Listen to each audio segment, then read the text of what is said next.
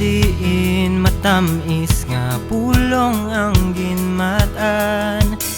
O Diyos, ang pagkamaayo mo ang nagakakitaan. Sa imo may kalikon, sa imo may paglaom.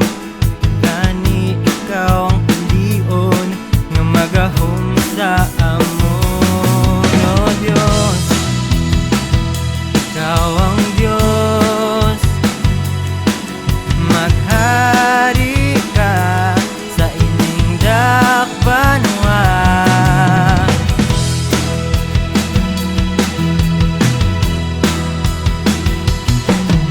Sa banwa kundiin manami nga suba ang makitaan.